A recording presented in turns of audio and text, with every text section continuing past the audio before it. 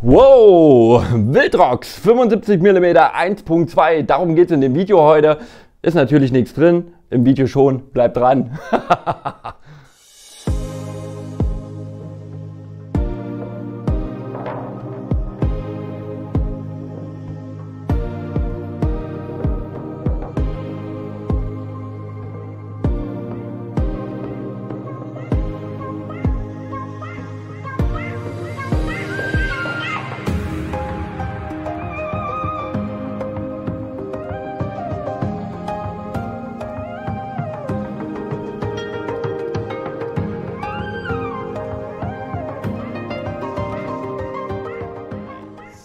Ja, moin Mittag und guten Abend da draußen und damit jetzt erstmal herzlich willkommen zu einem kleinen Objektivtest von mir. Wir schauen uns heute das Wildrox 75 mm 1.2 für den Fuji Mount an und wie das Ganze sich so schlägt, wie schwer es ist, wie der Einstellring ist, wie der AF ist, das werden wir jetzt im Video sehen. Aber es wird heute ein bisschen schneller gehen, denn ich bin ein bisschen zu spät dran mit dem Video. Ich habe gehofft, es wird schönes Wetter. Ich hatte immer nur ein Kackwetter gehabt. Trotzdem gibt es für euch in dem Video hauptsächlich das, was ihr sehen wollt, und das sind lauter Bilder. Und ja, lasst uns nicht lange fackeln, wir springen mal einfach direkt zum ersten Punkt. Der erste Punkt ist die Verpackung. Ich zeige euch jetzt mal den Außenring von der Verpackung. Da könnt ihr selber nochmal drauf schauen. Da steht natürlich die Pro Series drauf, ne, die Beschriftung. Oben habt ihr nochmal das Wildrox-Zeichen. Das war quasi die Außenhülle, wenn man es jetzt so möchte. Und da drinnen findet ihr die Anleitung. Ich kann die hier auch mal nochmal zeigen, für alle, die das jetzt wirklich interessiert. Ich muss gucken, dass der AF mich jetzt nicht wieder hier im Gesicht schnappt. Und dann gibt es noch so ein kleines Objektivtäschchen. Schaut mal hier. Das ist gar nicht mal so unhübsch und vor allem von der Verarbeitung her sehr angenehm. Also ist ein guter Stoff, kann man nehmen. Ich habe jetzt noch nie ein Objektiv in so einer Tasche drin gehabt, weil dafür hat man einen Fotorucksack und egal. Fangen wir damit nicht an. Wir wollen ja hier ein bisschen schneller vorankommen in dem Video. Ne? Auspacken könnt ihr euch woanders angucken, das haben wir schon erledigt. Deswegen lasst uns weiter mit dem nächsten Punkt machen. So, und damit kommen wir auch schon zum Objektiv, meine lieben Freunde da draußen. Und für alle die sich jetzt ein bisschen gewundert haben, ja, irgendwas stimmt doch da schon mal überhaupt nicht, im Gegensatz zu den anderen Videos. Ja, das ist tatsächlich meine Abdeckung. Ich habe hier eine Square Hood drauf gemacht. Ich mag dieses rechteckige Design. Ich weiß nicht, es passt einfach besser zu Fuji-Kameras. Und wenn ich dann natürlich die Möglichkeit habe, dass hier das Filtergewinde hinhaut, dann kaufe ich mir die auch extra. Die war jetzt nicht viel. Ich kann euch die gerne verlinken, der hat, glaube ich, 40 Euro gekostet. Wir Fuji-Nutzer wissen, was teilweise Fuji aufruft für Preise, ist auch komplett Metall. Aber egal, darum geht es nicht, es geht um das Objektiv an sich. Und das ist schöne Größe, ihr seht es ja schon, ich habe recht große Hände.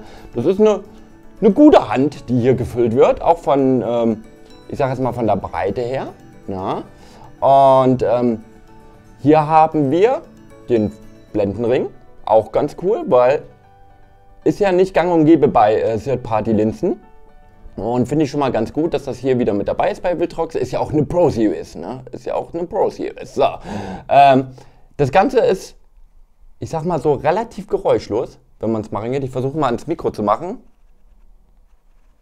Also man hat so ein leichtes, wenn man ganz schnell macht. Na, dann hört er so ein bisschen was. Und hinten auf der letzten Stufe, ne, bei der 16, springt es dann auf A um und da muss es schon ein bisschen doller machen. Na, für die ganzen Geräuschfetischisten unter euch. Ansonsten haben wir noch einen AF und einen MF-Schalter. Sehr cool. Das hier ist die normale, damit ihr euch nicht denkt, wo hat er denn die normale? Und die normale Abdeckung dafür. Ich zeige es jetzt einfach nochmal fürs Video. Ja, schöne Größe, macht sich wirklich super am Gehäuse und ihr könnt das jetzt hier ganz normal sehen. Ich halte das nochmal ran.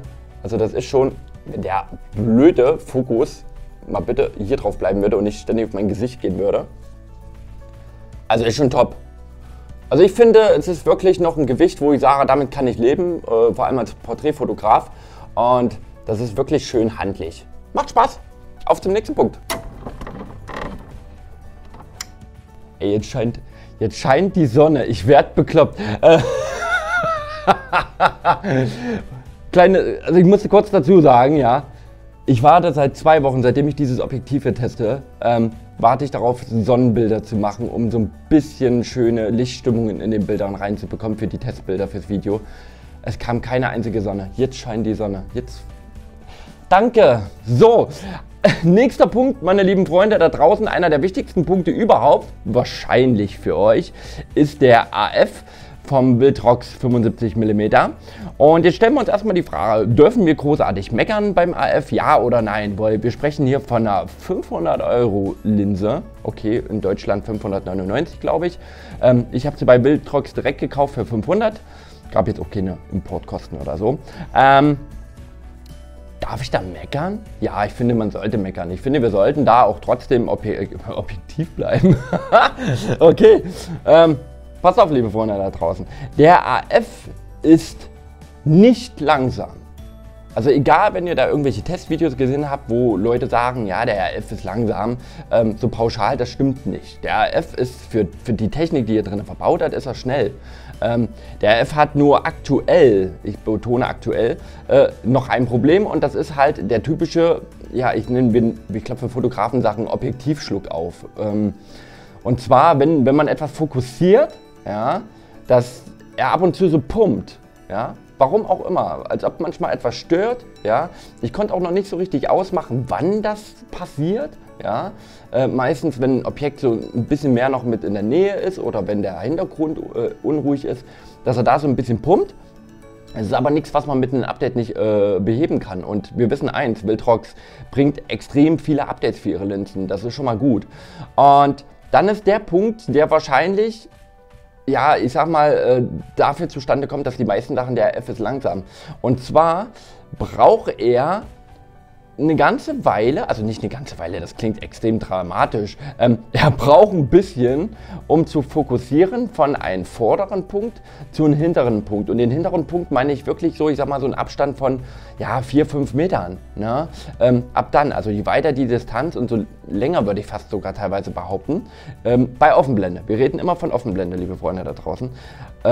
Man merkt halt, dieses Umspringen, er sucht halt, als ob er auf den Weg zum Fokuspunkt nochmal sucht, ne, nochmal und dann findet er ihn. Ja? Das ist aber auch nichts, was man nicht mit einem Update beheben kann. Und ich muss hier mal ganz klar einen Vergleich machen. Ich bin ja Porträt-Hochzeitsfotograf und habe jetzt eigentlich fast alle Porträtlinsen durch bei Fuji. Ne? Also ob das nun die hauseigenen 56 mm sind, das 50 mm 1.0, 85 mm Viltrox, die 56 mm von Sigma habe ich auch noch stehen und verwende ich immer noch. Ich habe jetzt wirklich fast alles durch und im Vergleich muss ich wirklich sagen, ist das gar nicht langsam. Das ist nicht langsam. Ihr könnt damit definitiv einen Einmarsch, zum Beispiel bei einer Hochzeit, fotografieren. Rennende Kinder. Ich habe meinen Sohn mal fotografiert. Rennen, schaukeln, ne? So Sachen, die immer vor und zurück gehen. Kinder sind schnell. 70% ist okay.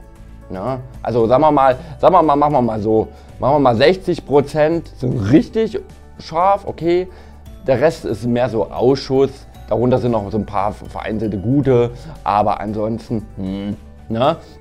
Also da merkt man schon, bei hoher Geschwindigkeit, da ist aufgrund dieses Problems, was ich gesagt habe, da braucht es einfach noch. Ne? Da ist er noch auf dem Weg, auf dem Fokus, da ist er schon lange vorbeigerannt. Ne? Da muss es noch ein bisschen rankommen. Es ist definitiv schneller als das 50 mm 1.0 von Fuji, das kann ich euch so unterschreiben. Ja? Es ist schneller als das 56 mm Mark II von Fuji. Bedingt. Ich würde sagen, die nehmen sich beide nicht viel. Übrigens, das Ganze ist natürlich getestet an der X-T4, ne, damit ihr da erstmal noch Bescheid wisst. Gut, haben wir das mit den AF? Ich habe euch ja nebenbei hier so ein bisschen was eingeblendet, wo ich ein bisschen auf dem Bildschirm rumtippe. Kommen wir doch einfach zu den wichtigsten und schönsten Sachen, zu den Bildern. Nächster Punkt, die Bilder.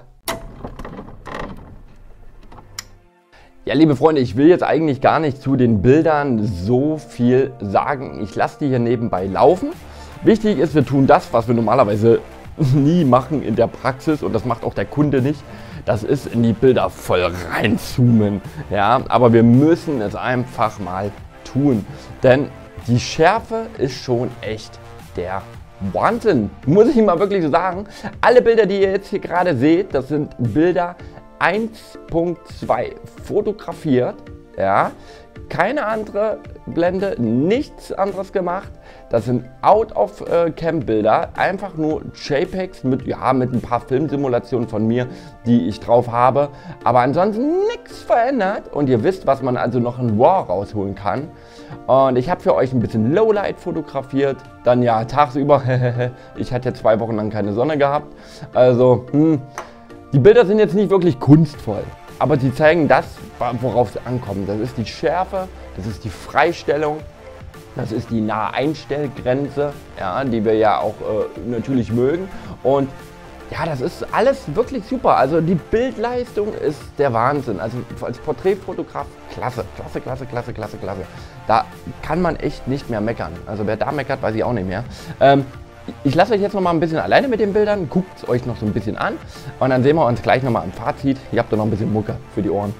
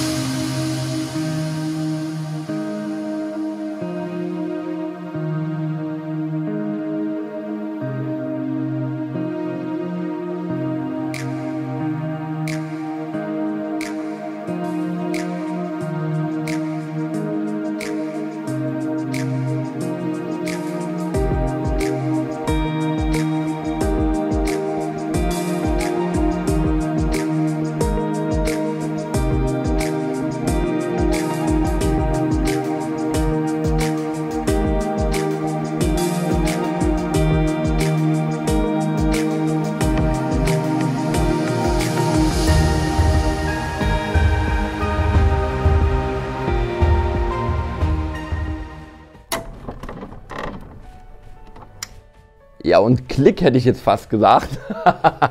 Aber tatsächlich, ich habe wirklich ein Foto gemacht. Mal unabhängig davon, das liegt aber daran, dass ich gerne Fotos mit dieser Linse mache. Ihr habt jetzt ein paar Vergleichsbilder gesehen. Ja, alles 1.2, denkt dran, alles nur JPEG out of cam. Da geht noch viel mehr mit einem RAW-Programm.